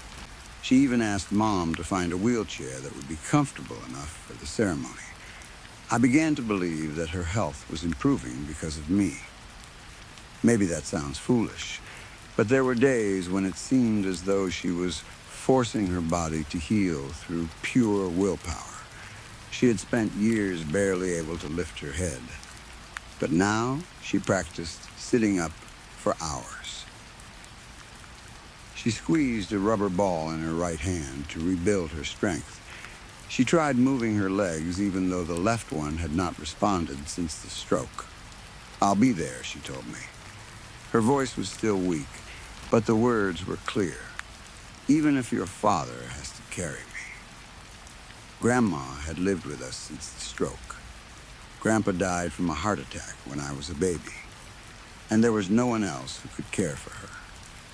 A nursing home was too expensive, so my parents turned one of the downstairs bedrooms into a medical room. There was a hospital bed, a feeding pump, shelves of medicine, and boxes of medical supplies stacked against the wall. The room always smelled faintly of disinfectant and lavender lotion. I spent more time with Grandma than anyone else. After school, I sat beside her bed and read aloud. I was always obsessed with some book or another.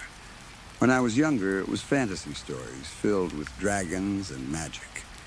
Later, I moved on to mystery novels, science fiction, and horror. Grandma liked horror best. She loved Stephen King, Shirley Jackson, Clive Barker, and any story where ordinary people found something terrible hiding beneath the surface of daily life. Sometimes, while I read, I stopped to ask what she thought. Her replies came as slow, slurred whispers, but after years of listening, I learned to understand most of them. She often said she was proud of me. She said it made her happy that I loved reading. She called me smart even when I told her I was not. "You are," she would insist. "Too smart for your own good." Then she would smile. I never felt as intelligent as she believed I was. I struggled with math, forgot assignments, and sometimes stared at the same page for 20 minutes without remembering a single word. Still, I worked hard because I did not want to disappoint her. I studied late into the night. I turned in every assignment. I asked teachers for help instead of pretending I understood. By the end of the school year, my grades were high enough that I was accepted into a good college. The day my acceptance letter arrived, I ran straight to Grandma's room. She was sitting upright with pillows supporting her back. I held the letter in front of her and read every word. Her eyes filled with tears. Mine did too. She lifted her right hand, and I leaned closer so she could touch my face. "I knew it," she whispered. Then she told me again that she would be at my graduation. "If I have to make your father carry me on his back," she said. Dad, who was standing near the door, laughed. "You'd break me in half," he said. Grandma smiled. "Then get stronger." That was the last truly happy day we had with her.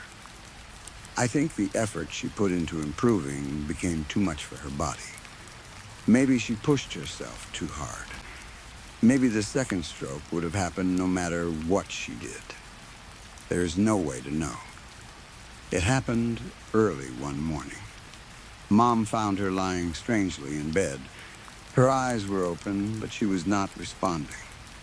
The left side of her body had already been damaged, but now her right side was motionless too. The ambulance arrived within minutes. The paramedics worked around her bed while my father stood in the hallway, shaking. At the hospital, the doctors confirmed that she had suffered another massive stroke. This time, there was almost no chance of recovery. She remained alive for 3 days. I visited her on the final afternoon. The sight of her frightened me. Her left hand, already damaged from the first stroke, had curled against her chest like a claw. Her fingers were stiff and pale. Her face had gone completely slack. The small spark that had recently returned to her eyes was gone. They looked glassy and empty. Machines kept her body alive, but Grandma was no longer behind those eyes. She died that evening. When I entered the room after the machines had been turned off, Dad was sitting beside her bed. He was crying openly. I had never seen him cry like that before. My mother stood beside him with one hand on his shoulder. Her own eyes were wet, but she was trying to remain strong for him. I looked at Grandma's body. The room seemed too small. The air felt heavy. I thought I would scream or collapse, but for several seconds I felt nothing. Then Dad looked at me. Something inside me broke. I covered my face and began crying so hard that I could barely breathe. I cried for the years she had lost. I cried because she had suffered so much. I cried because she had worked so hard to reach my graduation and had died only a year before it. Most of all, I cried because part of me had truly believed she would make it. When we returned home, I went directly to her room. The bed was empty. The feeding pump had been switched off. The blankets were still wrinkled from the last time she had slept there. Her slippers remained beneath the chair, even though she had not worn them in years. I sat beside the bed. People use the word numb to describe grief, but what I felt was deeper than numbness. It was emptiness. It felt as though someone had opened my chest and removed everything inside. On the small table beside the bed was a battered copy of Stephen King's Skeleton Crew. I had left it open with the pages facing downward. Grandma loved that book. We had been reading through the stories together. I picked it up and checked where we had stopped. The next story was Survivor Type. I sat in the chair and began reading aloud. At first, my voice sounded strange in the empty room. I kept expecting Grandma to interrupt with a joke or ask me to read a sentence again. She did not. The room remained silent. As the story continued, tears began falling onto the pages. They left dark spots on the paper. By the time I finished, I was weeping. I was not crying because I felt sorry for the man trapped on the island. Honestly, I barely cared about him. I cried because Grandma would have loved the ending. She would have laughed at how horrible and brutal it was. She always enjoyed stories where pride and desperation destroyed people. I closed the book and placed it on the table. When I looked up, Dad was standing in the doorway. He had been watching me. Neither of us said anything. He walked into the room. I stood. Then we held each other and cried. To him, she had been his mother. To me, she had been my grandmother, my friend, and one of the few people who always believed in me. The name did not matter. We both missed her. That night, I tried not to think about her. I lay in bed with my phone inches from my face, scrolling through TikTok. I watched one meaningless video after another. People danced. Dogs wore costumes. Strangers shouted opinions about things that did not matter. I kept scrolling because I wanted my brain to become empty. It did not work. Grandma's death waited in the back of my mind. Whenever I relaxed, the memory returned. Her empty eyes, her curled hand, the silent room. I finally fell asleep sometime after 1 a.m. My sleep was shallow and broken. I kept waking for a few seconds, seeing darkness and falling asleep again. Then, a few hours later, I opened my eyes. At first, I did not know what had awakened me. The room was quiet. A cold blue light came through the window. Then I saw something outside. Someone was floating in the air. My bedroom was on the second floor. There was no balcony outside the window and no tree close enough for a person to stand on. Yet a woman floated several feet beyond the glass. She moved slightly up and down, as though she were resting on the surface of invisible water. I stared at her. It was Grandma. She wore a simple white dress that moved softly around her body, even though there was no wind. She looked the way I remembered her before the first stroke. Her hair was dark and curly.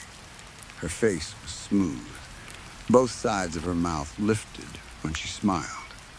Her arms hung naturally at her sides. For a moment, I forgot that she was dead. I forgot the hospital, the feeding tube, and the years she had spent in bed. I saw the woman she had once been.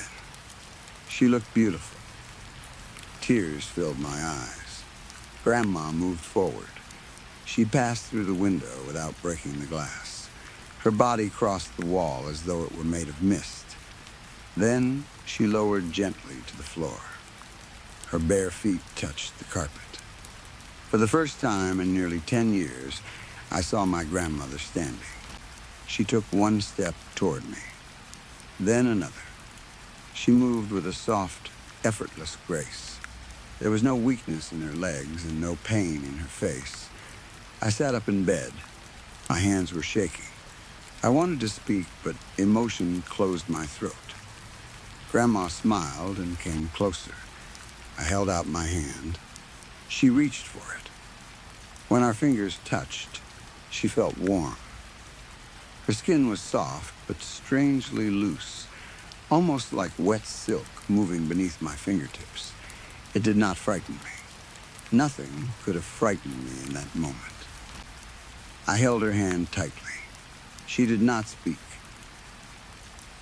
I do not know whether she was unable to talk or simply did not need words. I felt her love move through me. It surrounded me like a warm blanket. For the first time since her death, I felt safe. I understood something then. Death was not the end. It separated people for a while, but not forever. There was something afterward. Somewhere beyond life, Grandma was whole again. She could walk. She could smile. She could exist without pain. One day I would see her again. The thought filled me with peace. Then the cold arrived. It moved through the room so suddenly that my breath became visible. The warmth vanished from Grandma's hand. Her smile disappeared. Fear crossed her face. It was not ordinary fear. It was the kind of terror I had seen only once before, in the eyes of a deer standing in the road seconds before a car hit it. Grandma pulled her hand away from mine. She looked around the room. Her curly hair began moving around her neck, whipped by a wind I could not feel. I followed her gaze. The shadows were moving. At first, I thought the headlights of a passing car had caused them to shift. Then I realized the shadows were flowing across the floor. They moved like black water. Darkness slid from beneath the bed, the closet, the dresser, and the corners of the room. All of it moved toward Grandma. She backed away. Her eyes became wide. She raised both hands to her face. The shadows surrounded her bare feet. Then they began to rise. The darkness piled upward, forming twisting columns around her body. It climbed higher until it towered over her. For several seconds, it had no clear shape. Then the blackness separated into 5 figures. They stood in a circle around Grandma. They were tall and completely dark. No light touched them. They had the shape of people, but no faces, no clothing, and no visible skin. They were simply deep, empty shadows wearing human forms. Grandma looked at them. Then she looked at me. Her lips moved. She formed one word. Sorry, the 5 figures reached for her at the same time. Their arms stretched farther than they should have. Black hands closed around Grandma's wrists, ankles, shoulders, and throat. They lifted her into the air. Grandma twisted and fought. Her mouth opened in a scream, but no sound came out. Her face tightened with pain. The peaceful glow around her flickered. I tried to get out of bed. My body would not move. I opened my mouth to shout, but no voice came. I could only watch. The shadow figures began sinking into the floor. Their bodies lost their shape and melted into a dark pool. They pulled Grandma down with them. Her legs disappeared first, then her waist. She reached toward me with both hands. Her mouth continued forming silent screams.